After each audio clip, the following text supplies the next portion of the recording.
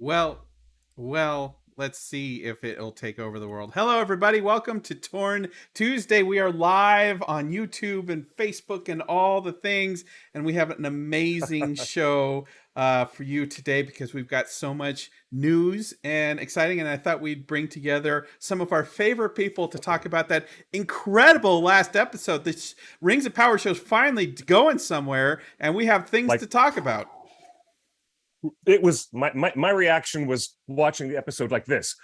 Ooh, right off the top. I cannot find words except to say shock and awe at all of this. It was so much action, so much energy, so much viscera. Isn't that the word? A lot of viscera. Ugh. It got kind of wild and kind of gross, and it also got really epic, cataclysmic. There are words, I'm suddenly finding them, but this was really quite the episode, wasn't it? Yes, it was. And so we are joined, of course, with your host, Cliff Broadway, right there in the corner. And then right below me, you see Varking Runesong. He is your admin of LOTR on Prime, the main Rings of Power subreddit. He also set up Torn's Discord, and he is the main mod and admin on Discord. And he's just a keeper of the peace and knower of the knowledge and leak. No, you don't leak. I leak. You are the No keeper of here. secrets. Yeah, get that part right. Varking has to be relied on to make sure those dwarven doors are shut. Right. And then in the far corner, we've got Anna Maria. You may remember her from all the way back. I believe you were part of our Super Bowl excitement for the first trailer. And here we are, 6 episodes in now. Anna Maria is a student right now in London. So we got to catch up with her in London. She goes to the Royal Academy of Dramatic Art, whose alumni include Sean Bean, John Rhys Davies, and of course Nazanin Boniadi, who's on this show right now, went to RADA. So I have a feeling that she's in good company. Maybe you can get on the show. Oh, well, we're manifesting. Also, Tristan Gravel went to RADA. I saw his headshot just a few weeks ago. It's really, really neat. So a lot of Rings alum here. A lot of Rings. If you could get on the show, what race would you try to be? I would love to play an elf. But I see myself definitely like Numenorian, I think.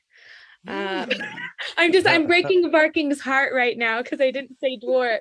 I'm not cool enough to be a dwarf, Barking. I don't deserve it. Yes, you are, but I appreciate the humbleness. I would see you as an elf just because I want long hair elves back. Please, can you be that energy and that force of nature to bring the long hair back to the elvish culture? We've got so much to talk about today about episode 6, but I've also got a bunch of breaking news. So I don't know where to start. Let's put it to the group here and also chat. I'm watching you, chat. So do we start the show talking about this week's episode, or do we just get through the news and then dive into a nice long conversation? What do you guys think? News. The news first. Get Break the news out of the way. Dog. Yep. You got to do general housekeeping and then get to the good meat and potatoes. Okay, well, all right, then let me press the news button. All right, big news this week. If you want to see Rings of Power in person, there are lots of places to do that. Rings of Power is coming to TwitchCon San Diego this week. We have heard whispers that maybe there might be a theatrical screening, but we don't know for sure. We do know for sure that there is a big booth at the huge San Diego Convention Center, the same place that they do San Diego Comic-Con. TwitchCon is going to be huge. It's this weekend. Tickets are still available, and who knows what will happen there or what they will preview. But it starts after episode 7 comes out, so maybe they'll have a giant Balrog on display. Next up, the One Ring, we're going to New York Comic-Con this week. And we've got a party on Friday night with our friends at Sideshow. So you can go to the link on theonering.net. There is a whole post with a link to our Eventbrite. And Amazon is not foot in the bill on this one, so we need to cover the cost. So it's $25, but it's Friday night, New York City. You don't need a badge to go. So if you're in the New York area, you'll want to come. You'll see some familiar faces there, and maybe some secret people. I don't know, because let's see here.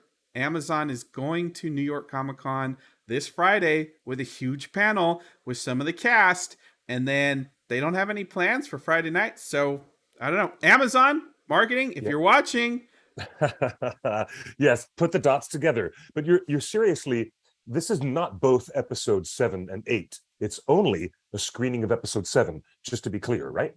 Oh, that's on Saturday. That's a whole different event. Okay, that's a whole different event. Okay. Torn Party is just getting drinks and meeting friends and stuff like that. So that's on Friday night. Saturday night, there's a big screen that we talked about last Tuesday. That's on Saturday night, and there's a Q&A after. And we can't forget weekly Saturday conversations on Reddit Talk, hosted by none other than Varking here. Can you talk about this last week's Reddit Talk with Owen Arthur? Oh, yes. If you haven't tuned in, just know that it was the greatest dwarven day of my young life, because we lived for hundreds of years, and ideally and hopefully there will be more of those to come. And just the conversation with the man outside of the beard, he was just tremendous. And you folks should tune in every week so far for the show. We've had on some talent from the cast. They've all been phenomenal people, very fun interviews to do. Don't know if we're going to have one on Saturday or not, like who, that's still in the works, but I got my fingers crossed, and I've submit a top 10, and you folks know my top 10 list delivers. So it's no scrubs. It's all the top folks. Hopefully, we'll get one of the big dogs that are still left.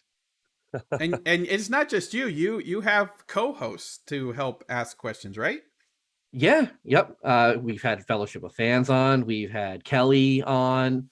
We've had James Tauber from Digital Tolkien Project, and we haven't announced it yet, but Don Marshall, 72 of TikTok fame, solid guy, great guy. He's going to be the co-host for this upcoming Saturday.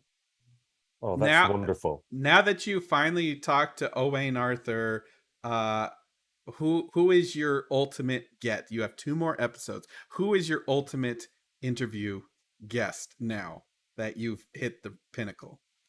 So let me first by just saying, I openly admit to everybody at Amazon and the moderators on the subreddit and Silmer Emily, who was the co-host for this past week, there was like an 80% chance the night before I was going to de-invite everybody else and just have it be Owine and myself for 30 minutes. And I didn't do it. I didn't delve too deep or get too greedy, and I let everybody be a part of it. But they took some of my questions away. Of all the people left from an actor standpoint that are left for me who haven't been on the show yet, that I would love to have on, my number one right now would be Charlie Vickers. Who's that? Give me Halbrand. And if not him, can I please have Adar? Interesting that you didn't ask for Durin the Third. So again, I submit a top 10 list. I submit a top 10 list every single week. Every week. It has always been Peter, Sophia, Owine, Sophia, and then I had Emma Horvath third. I had Peter Mullen fourth, and he's gone up every time I've gotten one of the others. I'm pretty sure this man doesn't own a phone or a computer, and we're never going to talk to him in real life. Nobody's actually ever seen him out in the wilderness before. He's in the show, and that's it. He doesn't exist. He's just CGI. The chat room wants you to interview Waldreg. I would love to. We need to get Waldreg a statue, a poster. We need to get him on the circuit. That man he should have been one of the main characters that they've been advertising. He's done a lot. Well, the surprising thing is that's maybe one of the better kept secrets that they managed to keep from us this whole time, is what an integral part Waldreg is ultimately. And if anybody's looking for a future recipient of one of the 9 rings of power, it would be him, I'm sure. Yep. All right, moving on. Next thing, Rings of Power Season 2 has officially started production. We are in production on Season 2 right now as we speak. And this confirms our reporting 2 weeks ago if you are a loyal viewer of this show, Torn Tuesday, we leaked this 2 weeks ago that season 2 was going to start this week. Well, the Hollywood Reporter confirmed it this week. And Cliff, what was the other big confirmation when they announced this that got fans so excited? Oh, wait, hold on. You've caught me off guard. Well, first of all, I'm surprised and thrilled that they're getting things moving along so fast, and they've got the infrastructure and they've got sound stages ready to go, because for a long time, we also rumored a little bit here and there that we wondered where they were going to build the actual sound stages and what do they have available. But it looks like they're ready to go, feet on the ground, and ready to get that engine running for season 2. But what was the other layer of surprise that was also announced? Well, let's go to Varking. Are you talking about some locations possibly? And no, the character. Oh, you mean another Kírdan. bearded guy, but not Kírdan the shipwright, right? Kírdan? I thought it was Círdan. Círdan. No. Kírdan the shipwright. My dear, basic Elvish 101. When you have a consonant C and it is immediately followed by a vowel, like Celeborn, right? Just like Celeborn, then it's a hard C sound, not an S. So now you know it's Can you say that name again so I can hear it correctly? Kírdan. Kírdan, like Celebrimbor. Yeah, Celebrimbor. Kírdan. Yeah. Because they had those rolled R's in Elvish. Galadriel, Kírdan. Kírdan. Elf with a beard. Now, so what is with this beard? Okay, like all I've heard is fans on our message boards and in our comments keep talking about the bearded elf, the bearded elf. The reason why he's the greatest anachronism in all of Tolkien, because Professor Tolkien literally describes him in The Lord of the Rings as having a beard, and all these other places he says that the Eldar don't. So no one's ever bothered to reconcile it. We've just been enjoying the anachronism all this time, really. So we're gonna get a bearded elf before a long-haired elf in this show. We have long-haired elves. We have long-haired elves. Oh yeah, Gil-galad. Yeah. And Galadriel. Yes. Yeah. Sorry. That's funny. Are you guys excited then for a bearded Kírdan? I don't know that I'm as I love the beard. I'm very, I'm hype. I'm supportive of the beard. I'm just excited to see like the legendary shipwright. Beard or no beard, I do think it would be sacrilegious if he came without a beard at this point. But beard or no beard, I'm mostly just excited for him. Well, let me ask you this, because a lot of fans made a big deal over the less facial hair, the no beard on the dwarven women. Do you think if Kírdan shows up with Cliff's chin strap, do you think fans will erupt? Come on. I think they're gonna have a field day. I'm gonna be honest with you. Yeah, I think I think it was really only him, and then I think like Feanor's father-in-law maybe that was described with a beard, Matan or whatever. So it's rare enough to be significant that I think people will be really. Did I miss one? Did I miss that from the history of Middle Earth? I seem to remember, unless I'm wildly making this up, I seem to remember that Feanor's father-in-law was said to have a beard. Wow. Okay. See? Spartan in the chat room says Kírdan is described as elderly looking, indicating his immense age. Varking, have you seen any conversation in our Discord or on the subreddit of fan casting who they might want to see? Oh man, I'm gonna forget. Actually, somebody who obviously he would need a wig, but somebody that I've seen push forward a lot is and I might get his last name wrong, and I apologize. It's Timothy Oliphant. Interesting. Oliphant. Yeah, that's a great idea. He's awesome.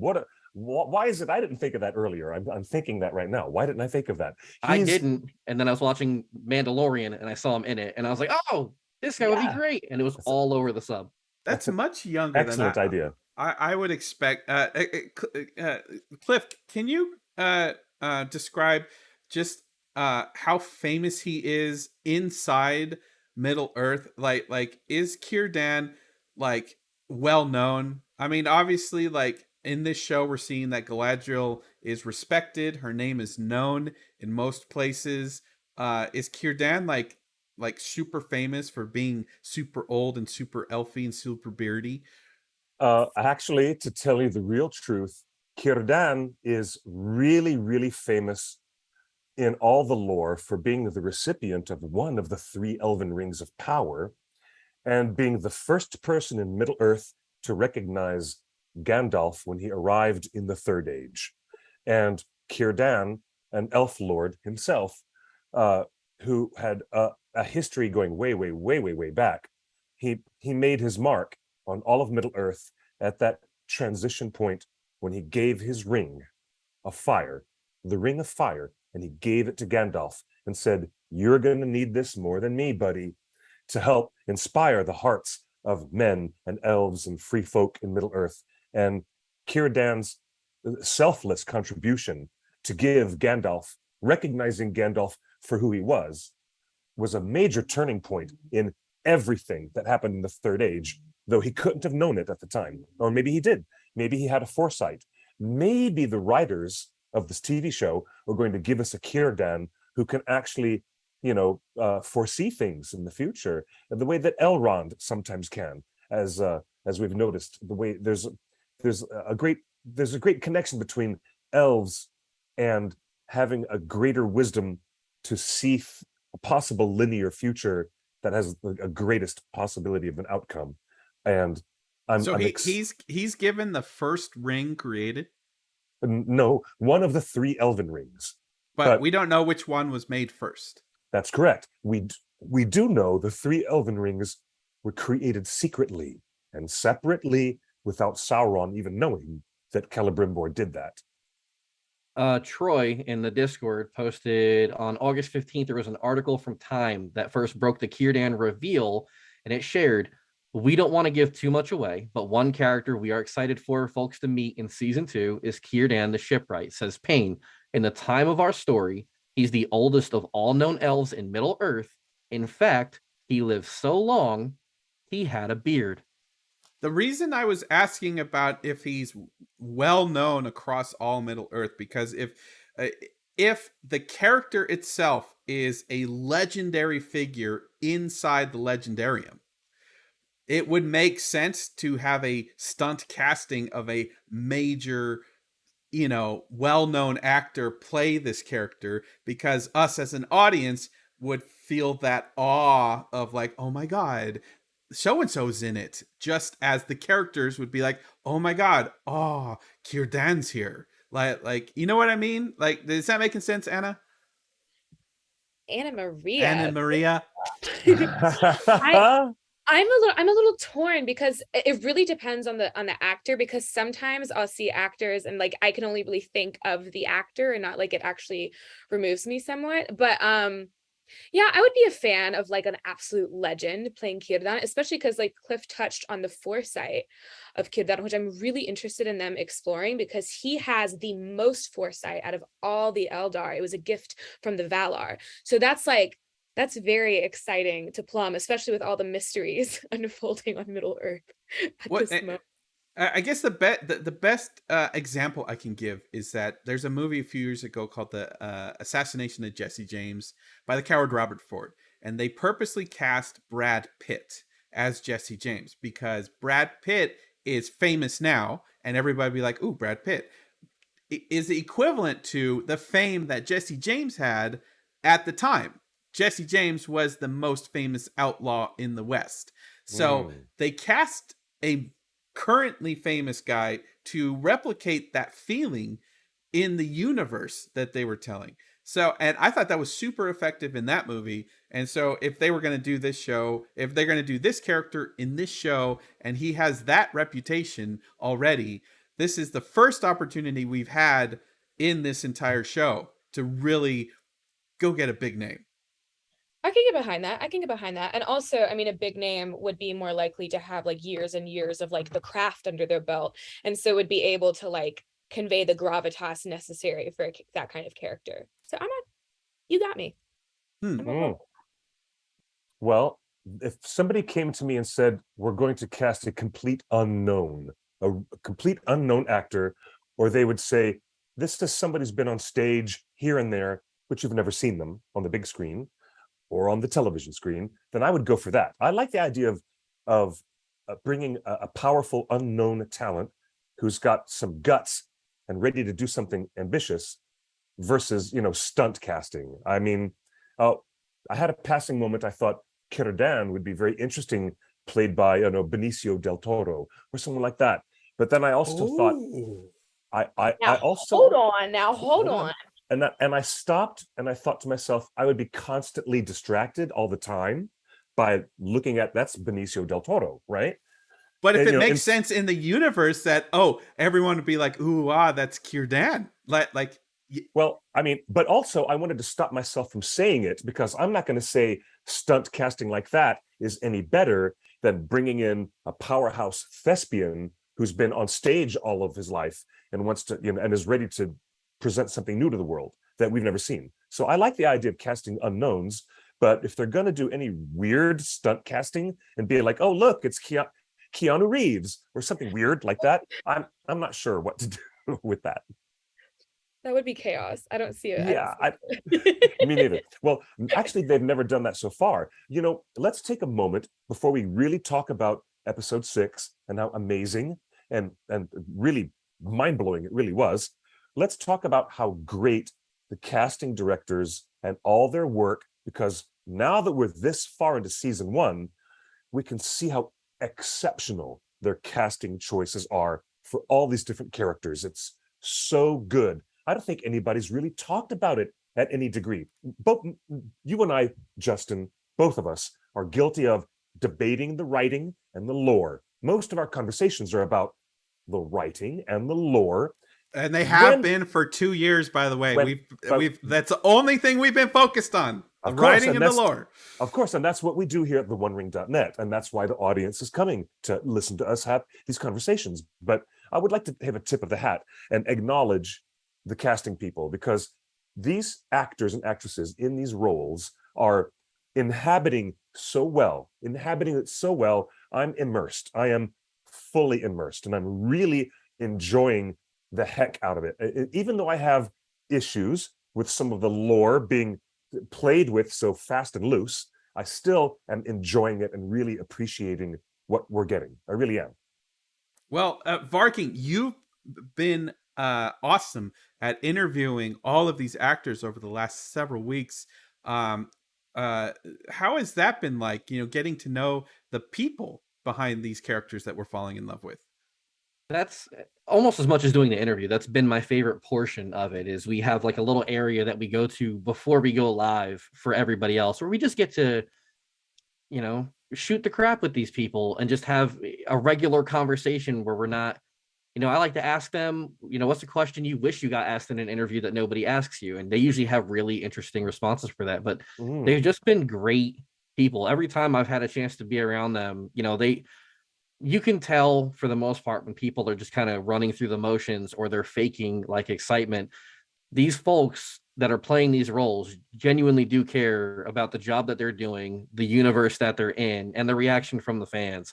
And they've been absolutely excellent to me, the co-hosts, and even the other moderators on the subreddit. They've been absolutely dynamic people. And I have a lot of fun, like even outside of Reddit, continuing conversations with them in different like social media DMs, giving them thoughts on different episodes or how I thought their performance was, or just asking how they are.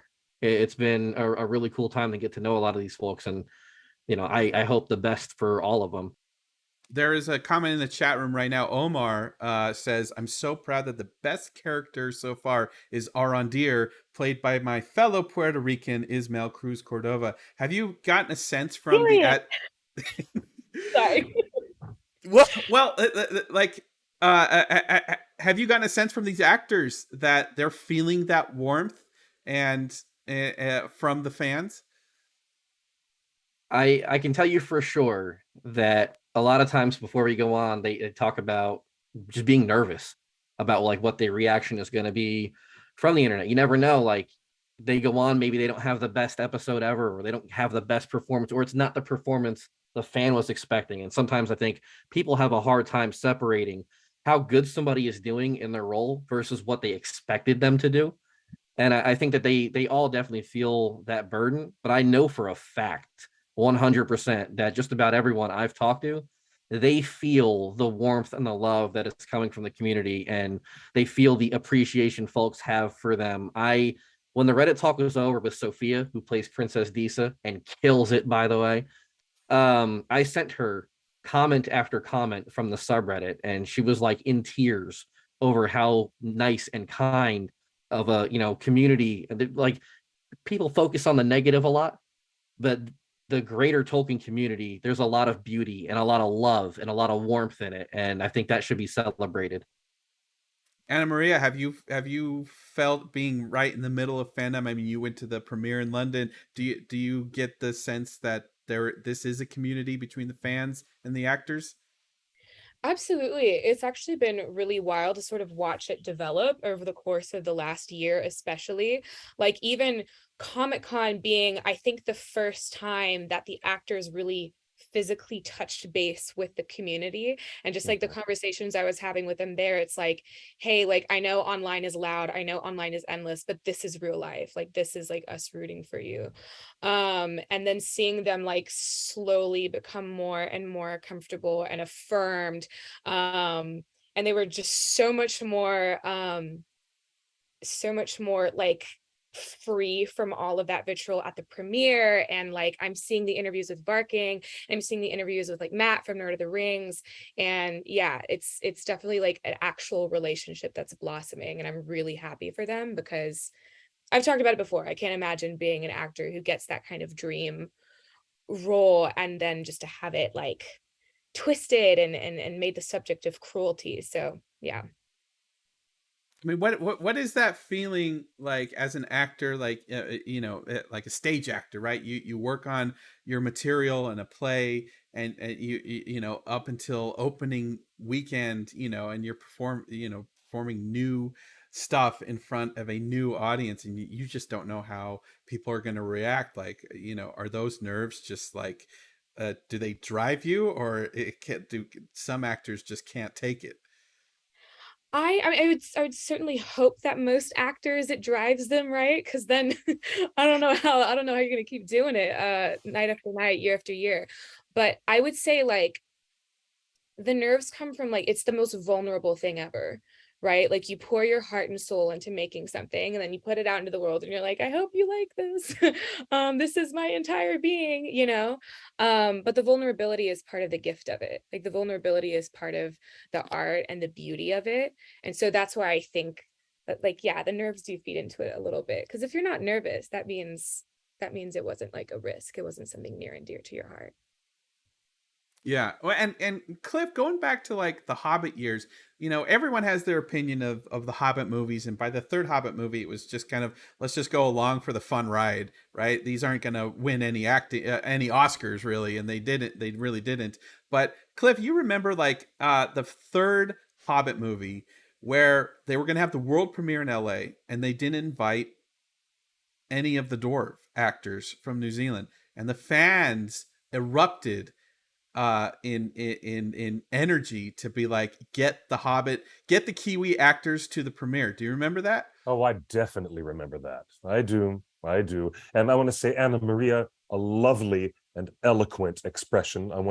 I second that emotion. I want to say that just now. But also, Justin, to this question, yeah, I remember that. I remember the attitude about the Hobbit films by the end of the trilogy of Hobbit films was, why isn't this dragon dead yet? First of all, why isn't this dragon dead yet? No, joking aside, but it's now an interesting litmus test how the Rings of Power is being consumed by fans and analyzed and looked at by the fandom. For the longest time, the Hobbit trilogy of films was, under the shadow of the Lord of the Rings, and was, obviously the point of comparison to how good is the Hobbit compared to how good is the Lord of the Rings. That was always the conversation, and that was always the equivalency in every conversation. Seriously. Now we're looking at a different trifecta. How good is the Rings of Power against the Lord of the Rings, against the Hobbit trilogy, against one another? And so the conversation is now, multi-layered, and I find it really, really fascinating.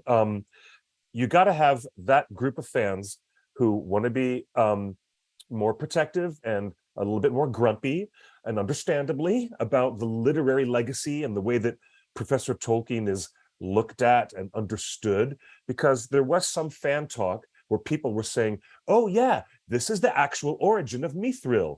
It really did come from a Balrog and an elf warrior having a fight over a tree. And then somebody had to come in and say, oh, lordy, please help us. We have to explain things to the kids now and tell them, no, it's not really the case that happened. But, we had that conversation back when we said, it was Glorfindel, really. It was not Liv Tyler.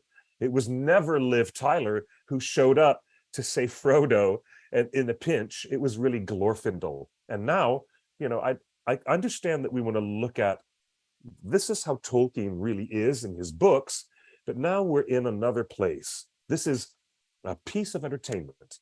It is a piece of entertainment. It is an adaptation that is beautifully and earnestly put together. And whether or not it matches up with, what you feel you got in your guts about what Tolkien should really look and sound like, it's kind of okay, really, to let there be variations on a theme. A lot of composers in classical music, and even your music teacher will tell you about how this encourages other creativity with other composers doing a theme on a major familiar piece. So this is really what we're getting, and I'm really enjoying it because I can understand the difference between A and B. I know the difference between the books and how much I love them and what I love them for. And I really know the difference about this piece of television, which is remarkable, high grade, stunning piece of television. And even though it has flaws, I still appreciate it for what it is, independent of where it is inspired from. I kind of understand that it's really not worth, fighting about. It's not worth denigrating anybody about, obviously. I mean, come on, people, let's get real. But it's really enjoyable. It's really super fun. And the more fun that we're having with it, like we did with the Hobbit trilogy, we knew the Hobbit trilogy had kind of gone off the rails. We knew that. We understood that. But you know what, Justin, you were right. We all decided to just enjoy the ride and have fun with the ride. And I kind of appreciate where we are right now because we get to talk about bloody terraforming Mordor in one of the most weird and interesting ways that, Tolkien never wrote that. That J.R.R. Tolkien would never write that. We understand that that is not the way he would have written it, but it's still deeply cool television. And when we're watching it, it's so badass. It's so explosive. It's so vivid. I mean, come on. I mean, we know the difference between A and B. Rant off. Cliff, do you know what I love about all of that? What? Is that when they have these crazy moments on screen and it makes the new fans talk about these moments and how cool they are, there are tens of thousands, if not hundreds of thousands or millions of Lord of the Rings book fans out there who will reach out to those folks and politely explain the lore to them without denigrating them or making them feel like an idiot. And it will drive those people to go read the books. And that is the coolest thing that can happen from this series, is that more and more people get invested heavily into the books. And I think that it will do that job. 100%. And bless you for articulating that, Varking. Thank you. Yeah, 100%. I've had so many of my own friends finally pick up the trilogy after, it wasn't like Peter Jackson's trilogy that made him do it. It wasn't the Hobbit trilogy that made him do it. It was like this show and us as a community talking about this show and diving into this show that finally made them pick up Tolkien's texts. That's so cool. I love that. Yes, that is so super cool. I saw somebody on Twitter. Who was it? It was one of our was it Tea with Tolkien? I think it might have been who we love dearly, and she should come on the show sometime soon. But there was one of our friends in the Tolkien content creator field, one of our Twitter friends, had said, my kids are now asking all about the Silmarillion because they're watching the Rings of Power and they're so inquisitive now. And she said, okay, kids, should I just go ahead and read you the Silmarillion? And they said, yes, mommy. Yes, please, just read it to us. Just please read it to us. Now, that's awesome. That's the ultimate awesome level that it gets, is when the kids are saying, please let me understand Professor Tolkien's incredible creativity and how amazing that world is. That's where we all win. That's it. Also, the thing I learned about during the Hobbit years is that for all of the fans that are here to defend Tolkien's legacy, there is an equal powerful fan base here to defend the actors in those movies and this show. And the experience of just going back to Middle Earth, which is everyone, not one person in the whole world will ever say, I don't want to go back to Middle Earth. We all do, right? And so whether you have qualms about the storytelling or the writing and the pacing and all the quality of this and that, it doesn't matter, because the performers and the performances have always been top notch, top tier. And when we got to the third Hobbit movie, the fans were there not to defend the movies, but to champion the actors that had fallen in love with. And I see that happening in Stan Twitter right now, where it's like, it doesn't matter what everyone thinks of the show. There is a huge army of people now that will ride or die for these actors because they brought it and they're bringing it. Is there a particular moment, especially from this last episode, Varking, that just kind of like, that's acting? T. Will Tolkien is gonna love this, but just about everything with Adar, his planting the Alfrin seeds early, which mirrored Arondir, Ismael Cruz Cordova later. That was bloody brilliant. Yeah. Yes, that was so clutch. And then, for some people it's gonna come across as cheesy, but when Bronwyn and Arondir finally had their moment and they have that kiss, it wasn't the kiss that did it for me. It's as she's a single mother, and he's like, we'll plant the seeds together in a new garden together with Theo. I was like, my heart, like, And the Yavanna mention, come on. Oh God, yes, I was jumping out of my mind with the Yavanna mention. That was so good. That was so good. Just real quick, to Justin's point, you can be a hardcore defender of the lore and the books without also needing to rip human beings to shreds over said books. You can do both. You can support both there. But yes. Speaking of amazing performances in the episode, it's I want to say that this is the best episode of the season, but there was an immense lack of dwarves in it. Well, that's for me, that's what makes it the best of the season. Thank you very much. Where's my log out button? Whoa. Throwing Justin, down Barking's going to show up at your house tomorrow. I'll be at the cantina. Oh my gosh, no way. Well, one of the reasons it was my favorite is because we got second Jed Brophy. We finally got our glimpses on the second orc that Jed Brophy played, and there's a screenshot up on screen of Jed's second character. I do not know if he plays a third character or not. I don't know if he's been asked back for season 2. I don't know if all of his characters end up dying. All I know is this is our second helping of Jed Brophy, and that's really, really exciting. It's been interesting, right, that they haven't they haven't had Jed Brophy in the marketing at all. I mean, he wasn't on any panels or anything like that.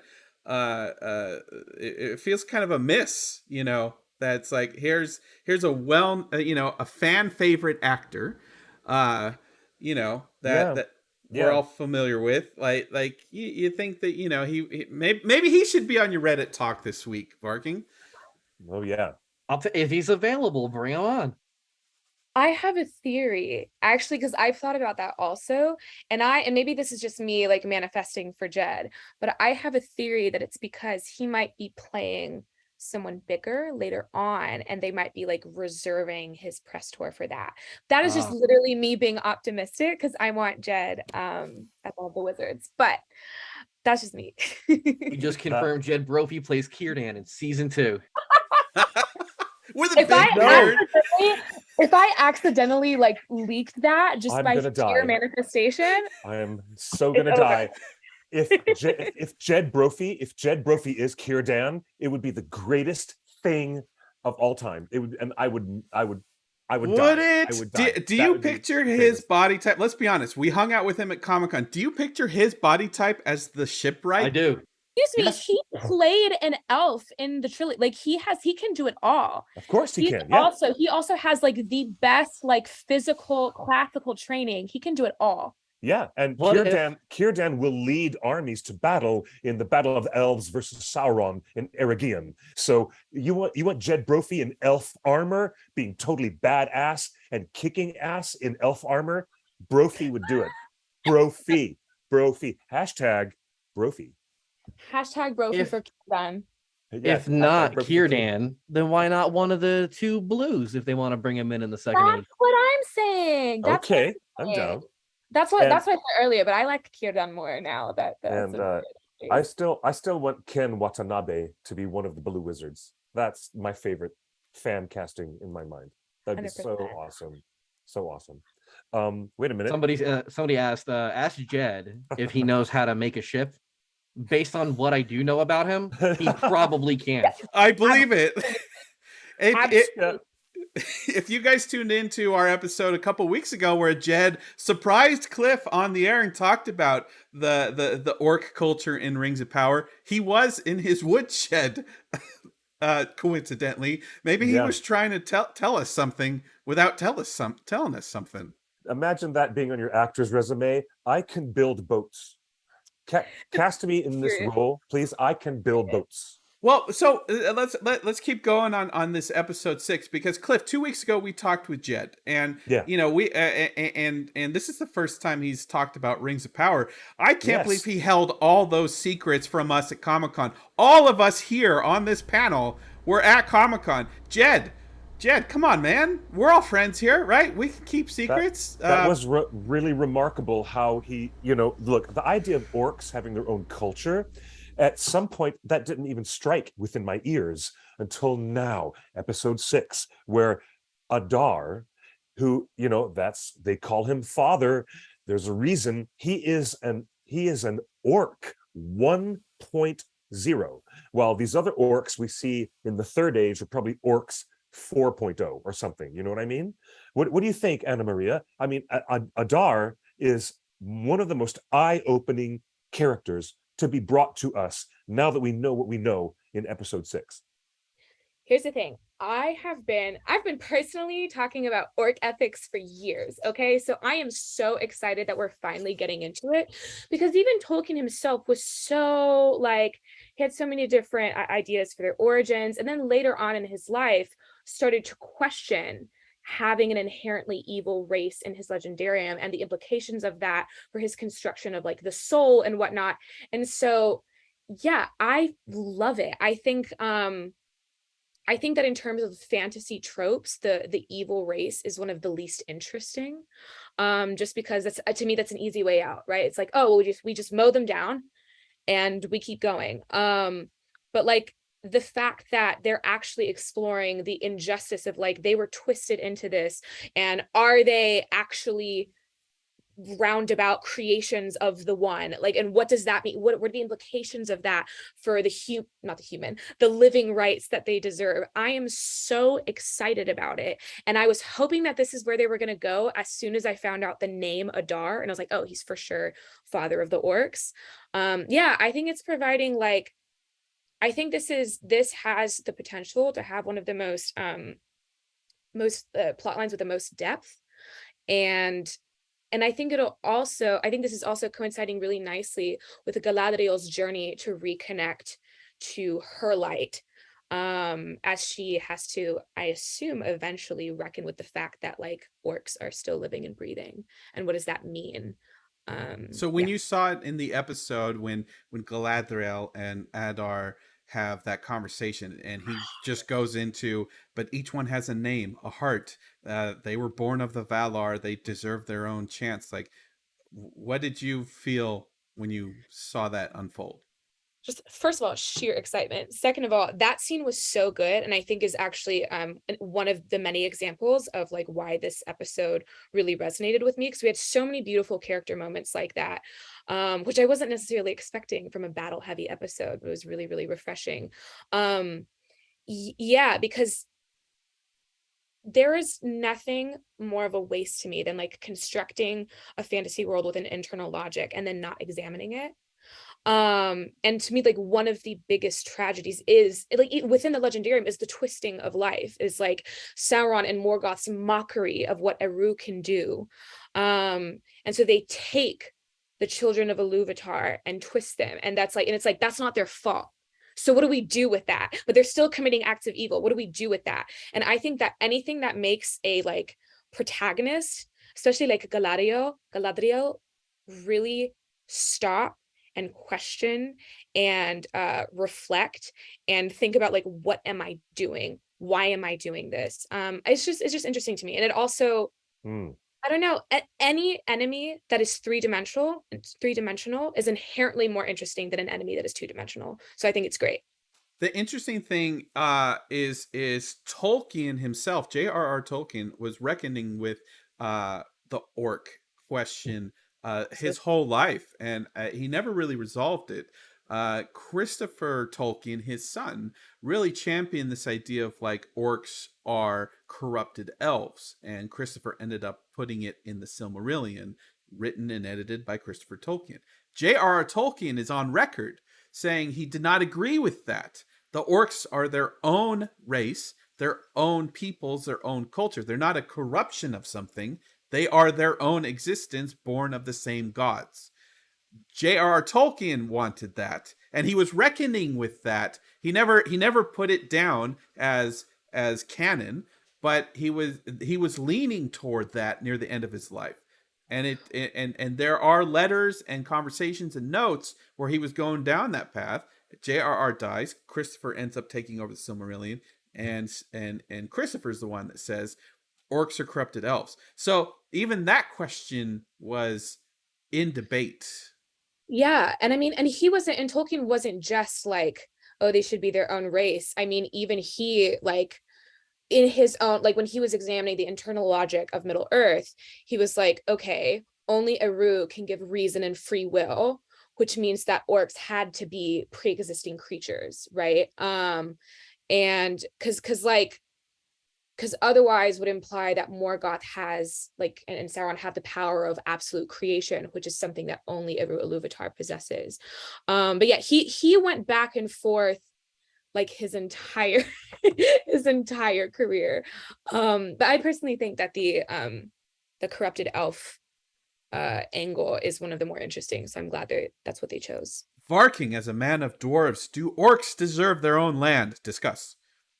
Yeah, because I think the elves got some land. So the orcs deserve some land too, in my eyes. As she was talking about the scene with Galadriel and Adar, one of my favorite moments in that, when they're in like that, not hut, but building, is when he looks at her and he says something along the lines of, it looks like I'm not the only elf who's been like twisted by the darkness or something like that. And like that was, for her, that should have been the moment to really start reflecting on what she was really doing there and how she was questioning him and all that. I just think he's all throughout these episodes, he's had these beautiful moments. And I like the fact that he has been a truth teller. You know, when he says he's interested in blocking out the sun for his orcs, he makes it happen. Like everything that he said he was going to do, he's been able to do up until this point. And I think that also, you know, that can make for a fascinating villain.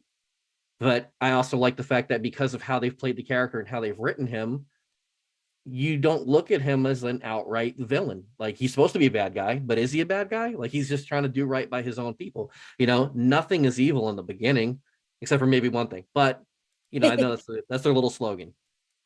Right. Now let's talk about the arguments about pyroclastic flow and whether or not Galadriel is going to be completely turned into a cinder by the time. Now, when I was a kid, I got deeply, deeply fascinated by what happened in 79 AD at Pompeii and Herculaneum. And the reason why was because I picked up these old National Geographic magazines, and there was the first photographs that they ever had where they had found cavities of empty space within the ash, the compact volcanic ash, and they had filled them. The archaeologists had filled the spaces with plaster and then chipped away the ash, and there was the bodies, the shapes of people going, completely dying. Vesuvius, yeah. Yeah, that was the eruption of Vesuvius and the destruction of Herculaneum and Pompeii. And, I always thought that stuff was fascinating. But, from what I remember from researching it, you unfortunately might live within that, being choked by that pyroclastic flow. You might live for a little while before you ultimately asphyxiate. It's just, we can't talk about the science of it too hardcore. But what was interesting was that the showrunners suddenly appear to talk to a volcanism expert, and then we see the stuff in the press about them talking about how water source, freshwater. It was so weird. Like, of all the choices made in the show, the showrunners decide to defend a volcanic eruption. Well, I really want to know who dreamed up the whole plan. I want to know who dreamed up that whole cockamamie plan that something like that would happen. Adar. I guess so.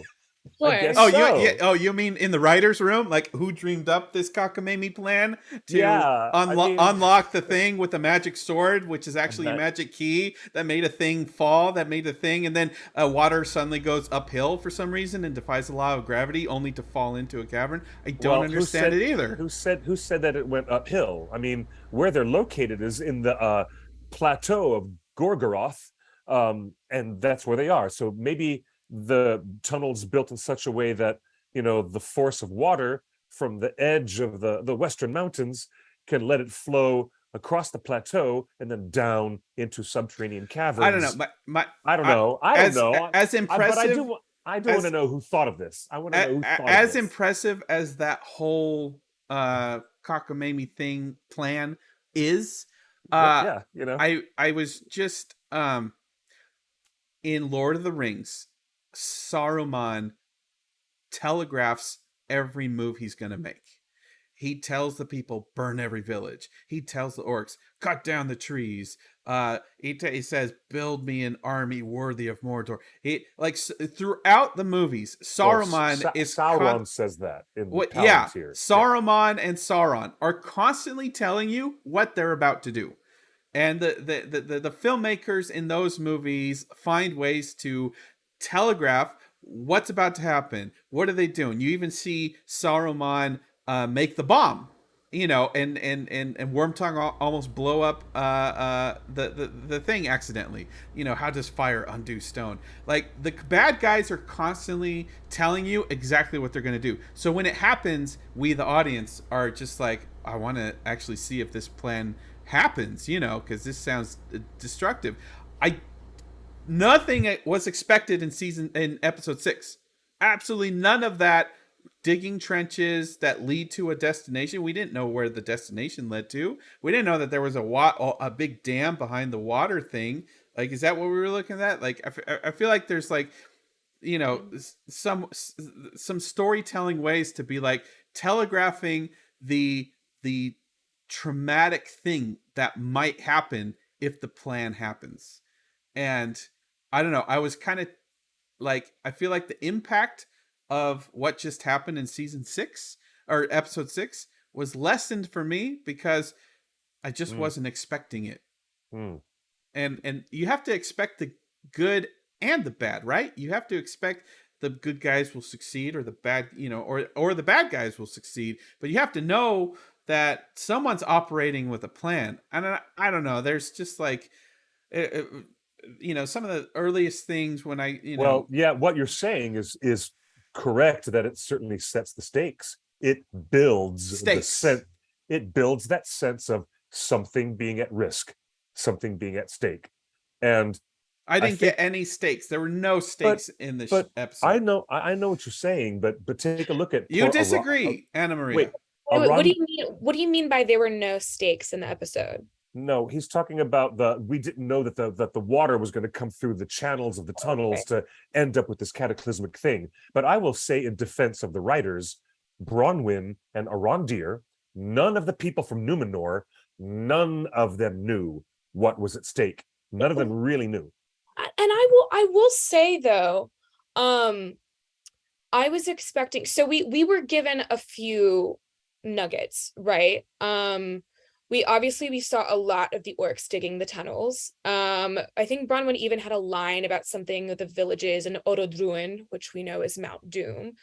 Adar explicitly said that he's going to cover the sun, which, like, at least for those of us familiar, even like vaguely, with like Mount Doom, we were like, oh, for sure he's gonna like set off Mount Doom to create permanent cloud cover that will last through the centuries. I personally, I was like jolted by the dam, but then I ended up really enjoying my expectations of the tunnels being subverted, because I assumed those were excavated solely for the purpose of travel and easy access, like so that the orcs can easily traverse the Southlands without fear of the sun. Right. And so when that turned out to be something else, that was a pleasing moment for me as an audience member. I am more confused by the mechanism of the sword itself, like being the key.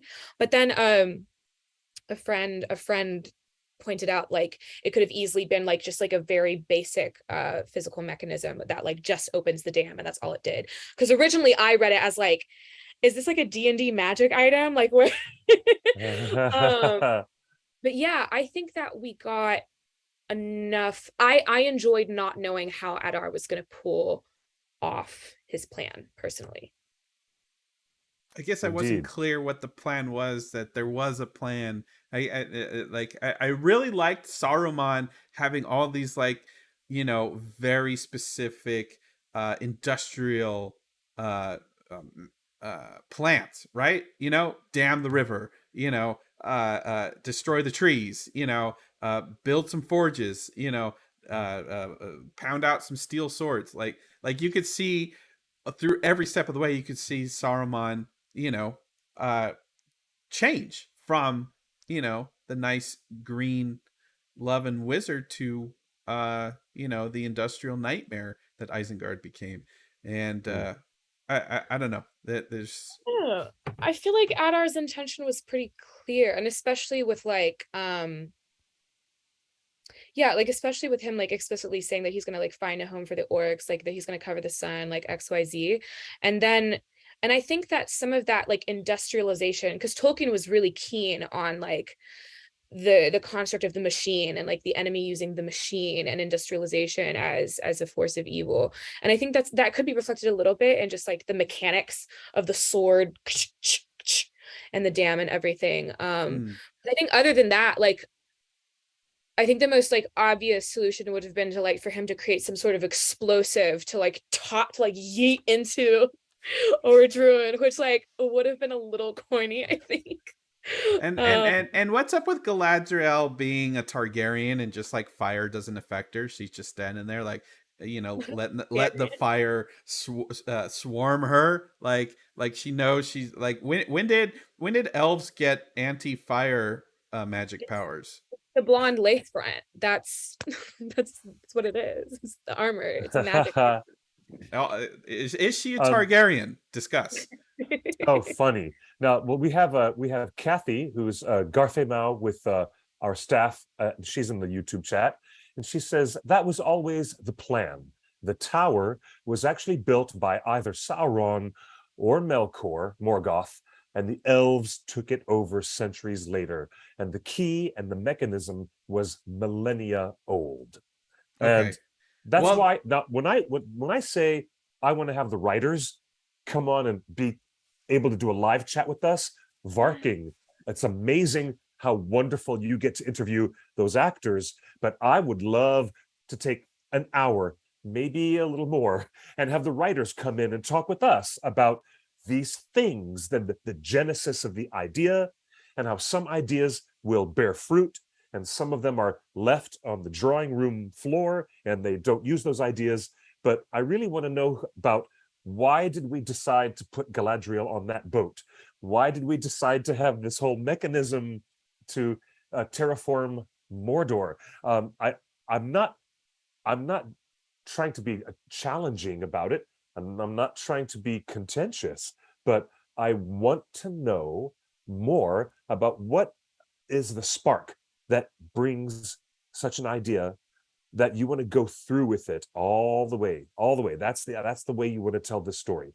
And I'm trying to say also how surprising it is, Anna Maria, that I didn't pay closer attention to the dialogue.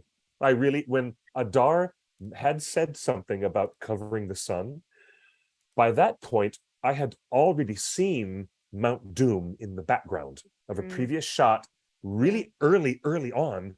And that was when Arondir was having some conversation with his fellow elves at the watchtower. And it was just some, idle conversation. And I noticed it and my jaw dropped. I thought, that's Orodruin. And then Bronwyn mentions the name. At some point, I should have pieced it together. But I really want to ask the writers, why would you mystery box the cataclysm and explosion of volcanic Mount Doom versus what Justin is saying? And by giving the audience all the lanes, all the traffic lanes that you get to drive down through the story and knowing where you're going to drive. And that's why the characters, the good guys, are fighting so hard, because that's what's at stake. And they mystery boxed Mount Doom. It's just kind of interesting, isn't it? You know what I think it is? Why I think it's like resonating so strongly as like a source of confusion is, I think we have so many mysteries already that maybe this is also getting lost in translation. Like maybe if we weren't juggling all the other mysteries at once, we would be more satisfied with not knowing as an audience. But that might be what it is, because it's just like another mystery. It was just another mystery. And Tolkien doesn't write mysteries. If you want mysteries, Stephen King's over there, or Anne Rice or Agatha Christie. There's so many other places to go for your mysteries. The Scooby-Doo gang. I think Ms. Rice not is here. Dead. I think isn't Anne Rice dead? Oh, recently, is it right? Recently. Yeah. Sorry. Yeah. Well, But Have there been many mysteries in the show so far before this kind of happened sort of out of the blue? I feel Everything's like a most things were mystery. pretty telegraphed. I think in terms of, our mysteries have just been like character identities, right? It's just like, who is Adar, who's Halbrand, who is XYZ. Who, not just who. It's like, oh, why is there a timeline for making this forge? Why is this black stuff coming?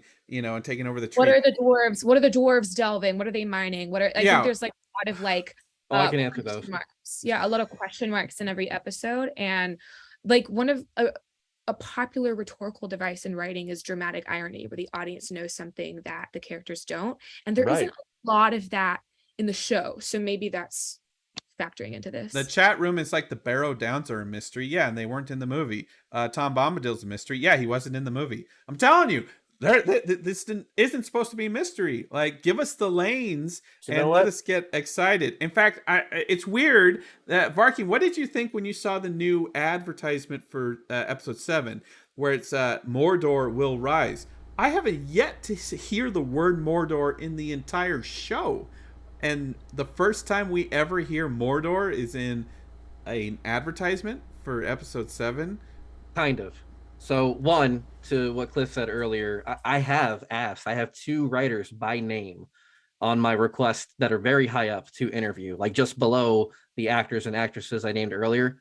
So I'm hoping, and I talk to one of them on Instagram pretty often, so I'm hoping to get them on. As far as Mordor, the first time we heard Mordor was when Galadriel did it during the title reveal, I believe it was. And then we hadn't heard it until, well, reading it on this new image that, you know, everybody has seen recently.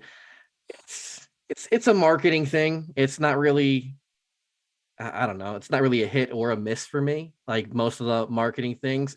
But of marketing, can listen, Twitter, stop tagging me in the Balrog promo. Balrogs aren't real. They can't hurt you. And that was just a cool effect they've done to get people hooked, and it's not going to appear in the show. Thank you. Stop tagging me. It's a legend. It's just a legend. That's awesome. That's hilarious. So we're not going to see Prometheus devouring his son.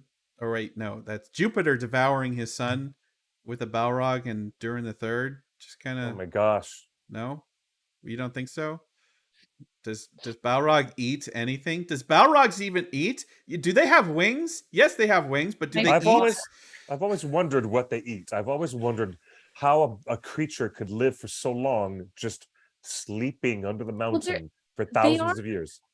They are like spirit beings, right? Like I know, like obviously they have like a physical form, but like they are like kind of in some ways fire and shadow, like just embodied but not embodied. Like I think they foreshadowed it in the show already.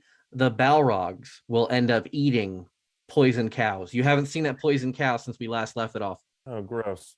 If that's the payoff, I'm all in on this show. Speaking of eating, our friend Jason Charles Miller posts, so he can throw an apple into the ocean, but he can't throw a ring into the fire. Wow. Listen, not too much on Isildur. I've been saying this since day one. Let him be. You know wait, what? You want more Isildur? He's going to be the dominant person by season 5. This is not his time. I said not too much on him. Why are we attacking this man for throwing an apple? Okay, people the Peter Jackson prologues just made it vogue to hate on Isildur, and I will die on that hill. I'm not upset that he threw the apple in the water. I'm more upset he didn't give more of it to Beric. Wait, I actually thought that too. He gave like half a bite and was like, "This is mine now," and then I'm not going to finish it, and then I'm going to throw it out. So you know what? I'm gonna say I'm not one of those people, but I would have thought that the number of ships would have had more space for more horses, because that was a lot of horses. It was a lot of horses. Also, why are they galloping at full speed when they don't even know where they're going or where they're running into? They don't know there's a battle going on. They don't know there's a war. They just like why are they going full speed? At what point did they know that they were going into battle and everybody was dressed for battle, and then they come over the hill and there's a battle to be had? This is what I'm saying. No stakes. How did the Númenóreans and Galadriel know to go full bore across the field to save the humans? Hasn't Galadriel been talking for like episodes now about how like Sauron will be like moving into the Southlands and that they need to like intervene and they need to do it as fast as possible? I thought they had asked Halbrand at one point, where do you think, if they're here now, where do you think they're headed to? And he was directing Muriel, Galadriel, and Pharazôn onto where the next move was. But to the point of galloping, if you don't know where to go, the quickest way to find the spot you got to get to would be to gallop. Giddy up, brother. Yeah, but they were going full bore into battle. And how did they get the horses off the ship? And why did she get a white horse again? Like, how did that happen?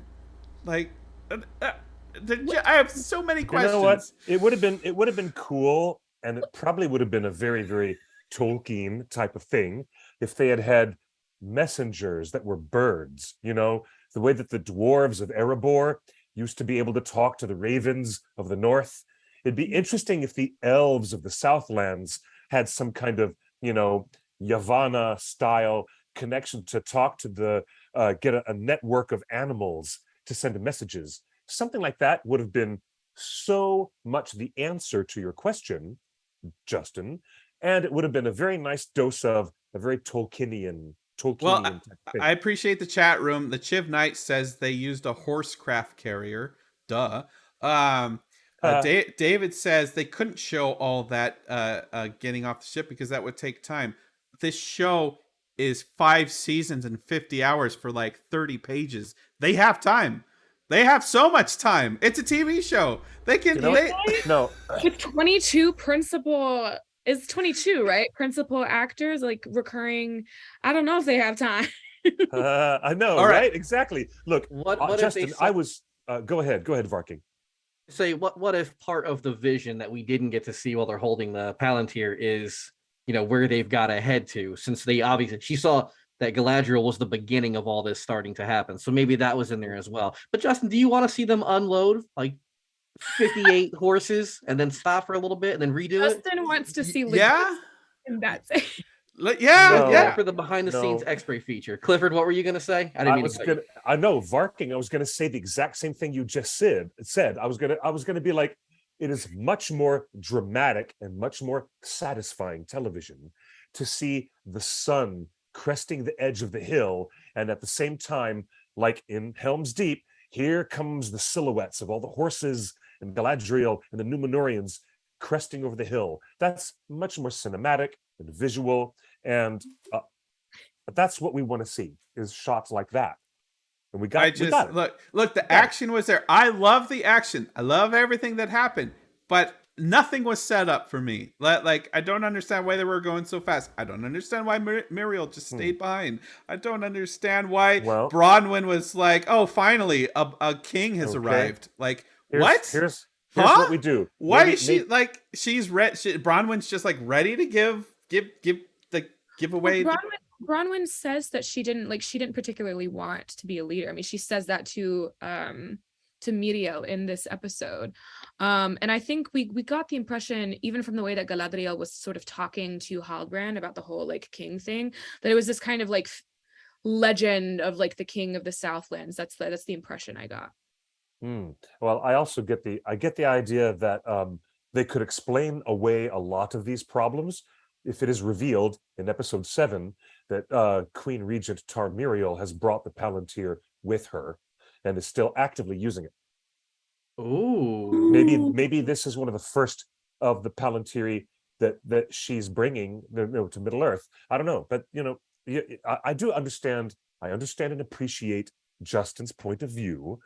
I understand, but I don't want to see a 10-minute scene of dialogue and taking supplies and horses off the boat as much as I want to see them charging across a beautiful landscape. That's what I want to see. If I had to witness a horse crane unload a horse, but I missed Adar planting the seeds, that would have been a travesty. Period. All right. Well, we're going into the final 2 episodes of the show. Question for the panel. Who's going to die? Oh, lots of these people. Lots and lots of everybody that we're looking at. All right. 22 main actors. Go. Oh. Does Waldreg still count? Waldreg counts. Yeah. Waldreg is now my number 1 nominee to be a Nazgul. He's my number 1. Interesting. He survives, but as a Nazgul. But I'm telling you, nobody else is going to give me a fan theory that I will believe as much as the fan theory that Waldreg will become a Nazgul. I'm sure of that. But what do you got? What do you got?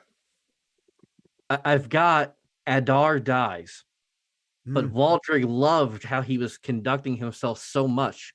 He tries to pick up the mantle, and he becomes corrupted and can turn into a Nazgul in future seasons. So Adar dies. Waldreg does not, because he's going to go live for forever, at least for a little while.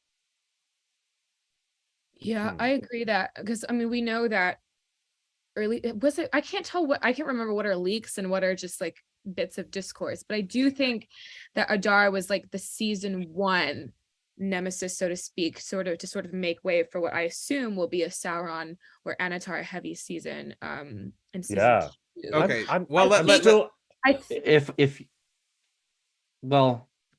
Is Peter Mullen a main guy? I don't know. Yeah. I think one of the Harfoots is gonna can it. I think Valandiu, Isildur's friend, is gonna die just because Isildur eventually ends up naming his youngest son, who survives, to become Aragorn's ancestor, Valandiu, which makes me think that the best friend dies, and so he names his son after his deceased best friend. Oh, I like that. All right, I like that. I mean, yeah, that's cool. All right, so we got during the second, we got Adar. We've got third. third. During third. We've got third, I think he's out. We've got the Numenor friend. Who else we got? Somebody in the chat has a really great insight, and it's Omar saying that Bronwyn dies, and that is what triggers poor Theo to go and become evil 100%. That might trigger a really dramatic story arc change for Theo if Bronwyn dies. I think that's so right, because like most elf-human relationships are canonically doomed, and this is getting too lovey-dovey with the kiss and the garden and the She almost just died, and then they're gonna pay that off by finally killing her. No, that would be hard. That would be harsh. What about if Meteor Man kind of goes away? Not necessarily dead, but maybe he's not around so much for season 2. So if we go to the Paley Fest website for this Saturday, the actors Cynthia Robinson, Queen Regent Muriel, Bronwyn, Celebrimbor, Kemen, Gil-galad, the Stranger, and Marigold Brandyfoot are all going to be, and all dead. The theory is Amazon would be putting actors forward to do marketing right now while they still can, while those still part of the show. So the question is, out of these characters, do you think any of these are going to die? To the group, let's start with Muriel. Does she survive? She gets, the whole tragedy of Muriel is that she dies in like the destruction of Numenor. So I would say, so she survives this season. Yeah. I think she's safe. And we just said Bronwyn, strong contender. I'll go with that. Celebrimbor, he's alive until the end. Kemen, who's that? No. Celebrimbor is going to die. Kemen's Leon Wadham in season. In the last. He's to the end. That's maybe Celebrimbor will die in season 4 or something. Maybe I season actually 5. think Bronwyn might make it to season 2, just because it depends how like quickly they want to pace Theo's arc. I don't know. Continue. The chat room says so Theo is like young Anakin. No, little Annie is like little Annie. Little Anatar is like our little Anakin, right? If you want to go, they both end up being the big bad of the whole galaxy. So Marigold Brandyfoot. Maybe. She lives. That's a definitive. Stranger. He lives, but he goes back up. Wait, does he live like Gandalf? Gandalf the Grey died. Remember, Fellowship. Gandalf the Grey died. Is it too much to ask that the Stranger dies? I don't. They're hyping up the mystery of him, and like they're pacing him so like slowly but steadily that I don't see that happening like at our current trajectory.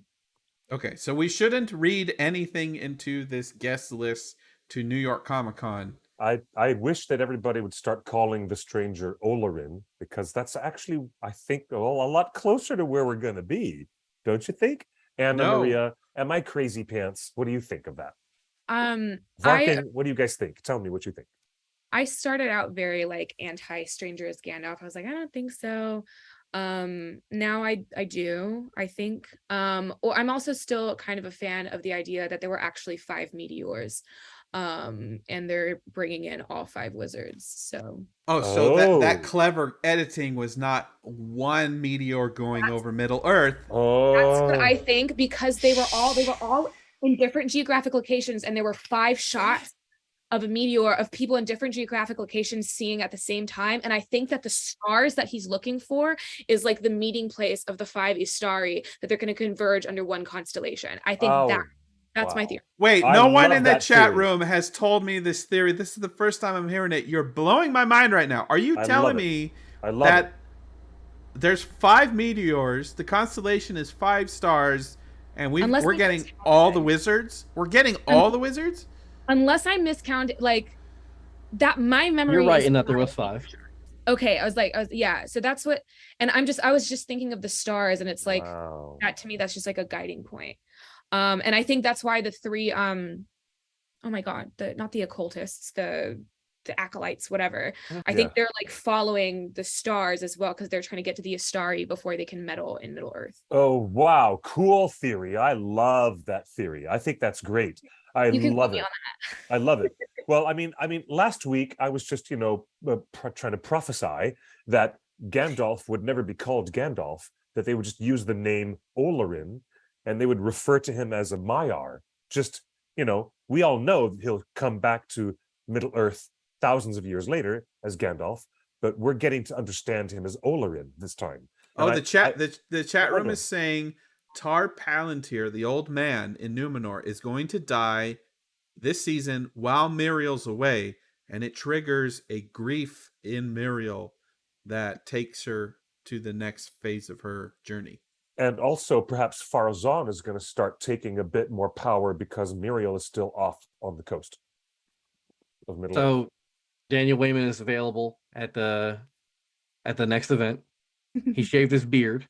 They're about to be filming season 2, so maybe he's not around.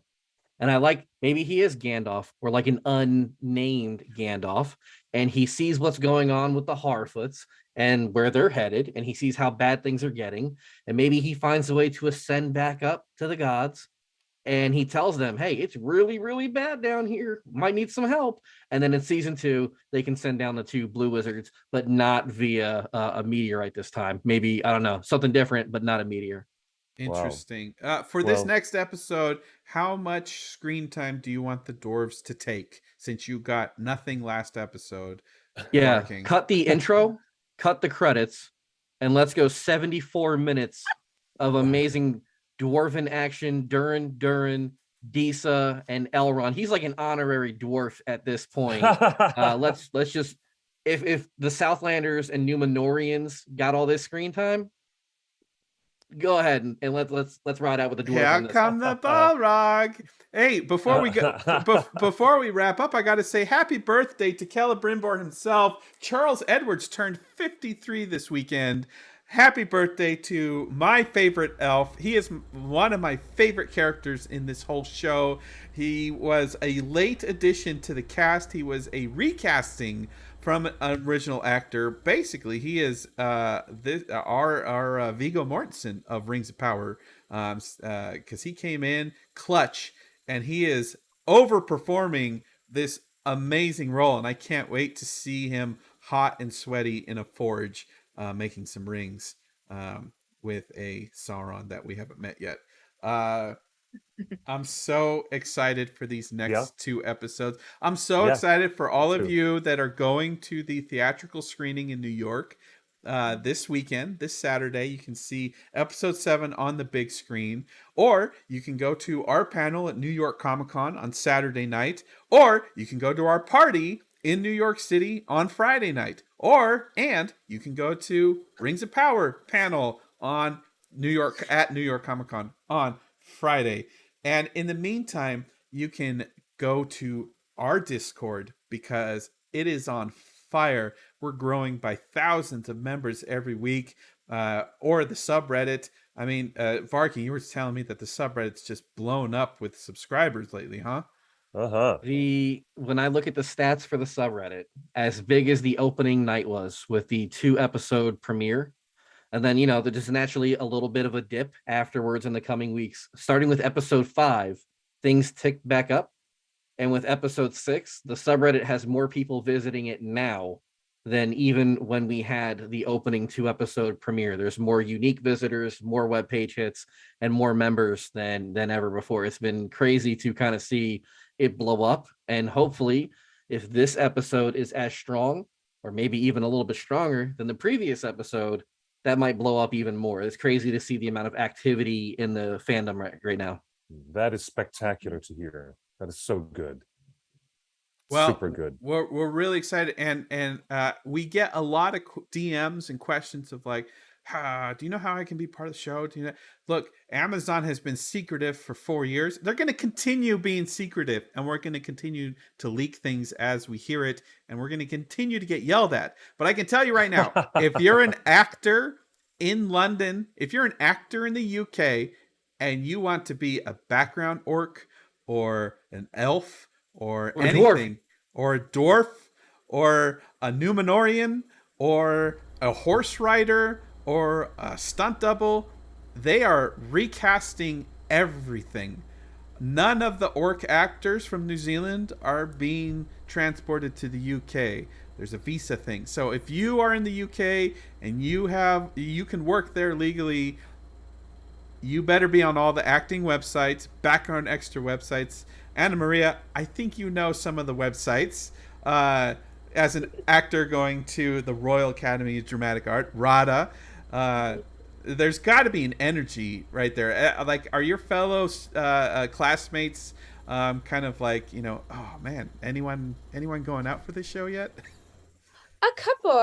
A lot of them are like very focused on school right now. But yeah, I personally think that everyone should actually audition to be Sauron. Because I think we've had enough. I think that's what we really need people showing up for. But if you're an artisan, you're a behind the scenes person, and you want to paint sets and make a chainmail and make mithril and things like that, this is the time. They're shooting at Bray Studios over near Windsor, right along the small part of the River Thames, and so they're shooting, and they might be shooting in Scotland as well. So just be on the lookout, because they are hiring vendors to paint things. They're hiring vendors and leather workers to make leather things and satchels, and they're hiring. We just heard of a couple horse masters with stables being contracted to teach some of the cast how to ride a horse fast and do things, on horses. So this is the time. This is your moment to be a part of Middle Earth as you've always wanted. Don't think you're underqualified. Now is your time. Go for it. Agreed. And that is a message that goes out to everybody. Now I'm getting Instagram messages right now from a dear friend, Sarah Draper, and she's like, how can I get there? I can only get a little temporary work visa to go to the UK. So realistically speaking, for those people in other countries, most of this work is going to be captured by local UK citizens. That's pretty much the reality on the ground, right? Yeah, absolutely. Yeah. I would say visas are kind of like the number one thing folks look at, unfortunately, that's how it is like in the industry everywhere. Yes. So yeah, that sweet visa is the thing to have. Yeah. Wow. Justin, are you excited? Tell me, Justin, because I know that you want to get somewhere with this story. You want to have I just want it to be over.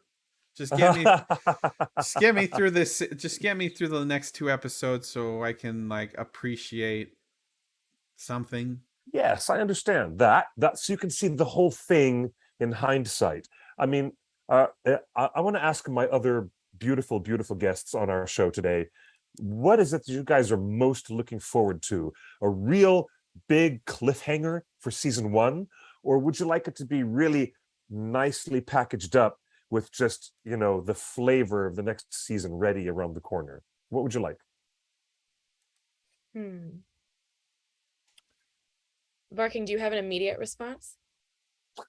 Yeah. So for the dwarves, I want there to be no cliffhanger at all. I want definitive. By the end of this episode 7, we should know that this Balrog has nothing to do with a Durin or a Bane or anything. Maybe it could be like a Rondir's Bane. I don't know. I'm just picking out an elf at random, and okay. I apologize, especially he's my favorite one. But I don't want it to be anything negative for the dwarves. Seriously, Amazon, do not do me like that and have like a negative cliffhanger for the dwarves in between seasons, because it could take like a year and a half, maybe 2 years before the next season comes out. I will have a heart attack with all the fan theories about the dwarves disappearing from seasons 2 through 5 over Durnsbane showing up. Don't do that to me. Okay. No dwarven cliffhanger, no Durnsbane. Anna Maria, what would you most like to see? I don't know that I have strong feelings about having a cliffhanger or not having a cliffhanger. Because on one thing, I do like go crazy at cliffhangers, right? But it's also like they're also delicious, and I love the online discourse and like the heated group chat discussions and everything, that like the theorizing that comes from cliffhangers. I think what I really want is there are like character arcs that span 5 seasons, and then they're like the sub arcs that span like 1 season at a time. And I think what I just really most want for the next 2 episodes is for me to really feel like our main players have arrived somewhere new. And they're on like trajectory to do that. And I just kind of want to see that followed through. That's what I'm excited about. And also, y'all know I love Numenor. I want the season to end with us getting like a real hint at the political turmoil and darkness that will begin to brew in Numenor in earnest, thanks to Pharazôn. That's what I'm always excited about. Please show me what is in Halbrand's pouch. It's a hammer or an axe or a piece of rock, like it's last big, time. It's a little pouch. This is what I don't understand. If people have been chasing anything of Sauron for 1,000 years, she finally gets handed a helm of Sauron or a sword of Sauron, and she doesn't even open the cloth to make sure it's really a Sauron memento. Like, what? Are you kidding me right now? Indeed. Okay. In her defense, all Arondir told her was that what he has, he can't have. Get it back, and she did. Can I just say that like this isn't like that profound, because as soon as they didn't show the interior of the bundle, it was like obvious. But like right before anything happened, right before he like sent off oh my god, what's his name? Waldrag. I was like, if it were me, I was like texting my friends, I was like, if it were me, I would send the real thing with Waldrag and like go on like lead Galadriel on a wild goose chase with a fake thing. And then he did, and I just felt very vindicated. Okay. Indeed. I will say this. My final thought on this show is that I'm watching House of the Dragon every week as well, and I appreciate that Tolkien purposely avoided the vulgar. Or what was the phrase that he used, Cliff? Like, but Tolkien purposely avoided, sex and drugs. The phrase that he used was "purged of the obscene." There you go. Tolkien has purged his stories of the obscene.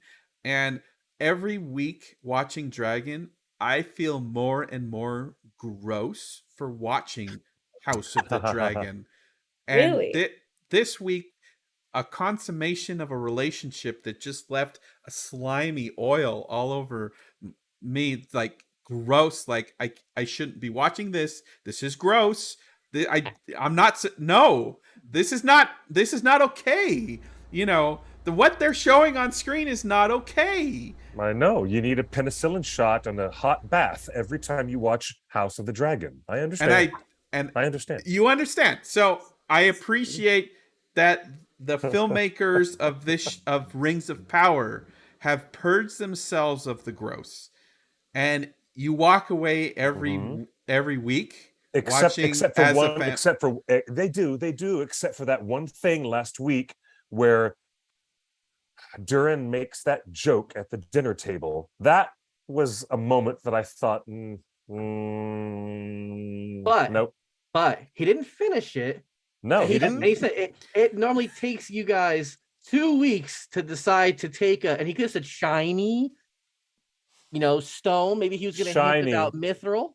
Shiny. We don't know where it was going. What do you mean shiny? Shiny like that crab from Moana? What do you mean shiny? Yeah, what are you talking about? We don't know for sure what Durin was going to do. And Durin knew he was going to get cut off because he's a smart guy. You know what? This is a great. I want an honest answer from you, Varking, as a dwarf lover and just everything, and you love Tolkien. Do you appreciate that level of language used in this show by your characters? Yeah, it didn't bother me at all. I had a good hearty laugh when I heard it. I thought it was hilarious. And maybe that's just a former stand-up comedian in me. But yeah, I did 8 years. 8 years. Killed it too. I was great at it. But I thought it was a funny little moment that got cut off quick. And then we got to, I think Durin did that in order to kind of move the conversation away from where it was going, because he didn't want to answer Gil-galad's question specifically. So by throwing something outlandish out there, they had to kind of change the conversation. And then he was like, I want to ask you something. Where did you get this table? And it gave him time to figure out a lie to tell so he can get Disa a new table. I get why they do it But narratively, Justin, but about the gruesomeness, you didn't mind the eye blood this week? That was surprising. There was more like that was a bit much. More gore. There was more gore. I don't know that it took me out, but I did like notice it in the moment. I was like, oh, I think that's more like gruesomeness than we've had in a Middle Earth adaptation. And it felt explicit. Yeah, like we've seen battles. We've seen battles and whatnot, but even the like, it's like you're gonna show this person stabbed in the tummy and this person stabbed in the tummy. It was very like intentional with the gore, which was interesting. Yeah, it was a bit much. I don't know. Look, us fans, we're still laughing, debating, cringing about meats back on the menu, boys, and all the implications of menus in orc culture. So when Durin is in the Second Age saying "kiss my shiny ass," like what? No, you don't talk like that. Wait, maybe they do. Wait, do they have menus now? Do you know what? Professor Tolkien never wrote that line about meat being back on the menu. That was a Philippa Boyen's special. Wait, someone in the chat just made a really good point of like there is a little like there are a lot more like gruesome aspects of the Second Age though. I mean, Celebrimbor and the banner and the human sacrifices on Numenor. So that's actually a really good point that they're just kind of setting up a precedent for that kind of brutality later on. And Cliff, isn't there some incest going on too in the Second Age? What? No, that's way back in the First Age. No. Oh, sorry, me. No. Get your incest straight. It was compressed timelines. Do you know what? I mean, if you were under the evil spell of the dragon, and you had amnesia, and you didn't know what happened, you'd be worse for wear yourself, wouldn't you? Well, between Luke and Leia and House of the Dragon, this isn't a real franchise until there's some incest. Cliff, that's been a great show. I want to thank Barking and Anna Maria staying up late all the way in London for this wonderful conversation about episode 6. Looking forward to episode 7 this in about 48 hours from now.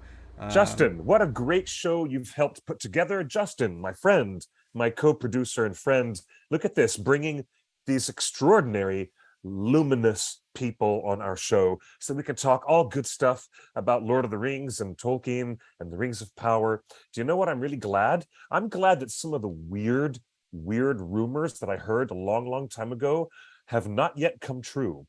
So what I most desire, not that anybody asked me, but what I most would like to know. Thank you. What I really want most for the end of the whole season 1, I want it to feel like a complete story with a sudden break in the end when you realize this is all a prelude that Sauron has set up. He's been the Machiavellian master behind this whole thing, this whole time. And what I really want is a nice big reveal at the end of season 1 where it's just like, oh, it was Agatha all along. That's what I want to see. I really want to see a big, splashy reveal of Sauron. And it will all have that great Agatha moment together. I think it'd be great. I love that. Yeah. I'm excited to see that with like, because I assume he's been really laying down the groundwork for Celebrimbor and all, so I'm excited to see that as well. Mm-hmm. And it will actually put to rest a lot of the debates that we're having about stuff that doesn't make sense, or things that seem apocryphal, or we'll have more to bite down on, to chew on in between season 1 and season 2 if Sauron makes a well-established appearance right at the end of season 1. Bam, switch to black. That's the end of episode 8. And then the rest of us have all this time to talk about, oh, there he is. He's been pulling all these strings all around all this time. I think that'd be a great way to end the season. But then again, I'm not a writer on the show, so don't ask me. Okay? Not yet. Don't ask me. Not yet. Shut up. You guys are funny. I do not envy them. I do not envy that job. It's too much. It's too much. But anyways, this is lovely. This is, we are the beneficiaries of all of this, all of us fans, because we get to talk and share and bounce all this love of Tolkien all together. So thank you again, my guests, for coming to join us, and thank you, Justin, for bringing it and being the cohesive mortar between the bricks, so to speak. Thank you again, Justin. And to our live audience, I see you and I acknowledge you. Lots of love to you and everybody. Otaku Senpai, you're the smart cookie, aren't you? I love you, man. Good to have you guys here. I like being wrong. I mean, it happens sometimes, yes. So until next week, everybody, we're going to enjoy ourselves and take care of one another and be good. Be good to one another. We'll see you next Tuesday right here for another Wham Bam Shamalama Ding Dong right here, Torn Tuesday. We're going to have a great time. Varking, when are you up next for the big Reddit conversation after episode on Thursday? It will be this Saturday morning at, That's right. I think it's 10 a.m. Pacific time, because it's 1 p.m. Eastern Standard Time when we do our next talk. We usually get about 30 minutes with an actor, and I hope to announce soon who it is. Superb. Anna Maria, where can people find you on Twitter? You can find me on Twitter, Instagram, and TikTok at only Anna Maria. That's Anna with 2 N's. And talk about geek stuff and all sorts of stuff on the platforms. Yeah, super good. Thanks, everyone. Follow us on our Rings of Power Reddit, and Varking will guide the way with these other wonderful people who are contributing, and it's going to be so awesome. Until next time, folks, I think we should sign off. So until then, I'd love to say good night and good luck, or better yet, buenos noches y buena suerte. Follow me at QuickBeam2000. I'll see you guys next week. Bye, everybody. Bye.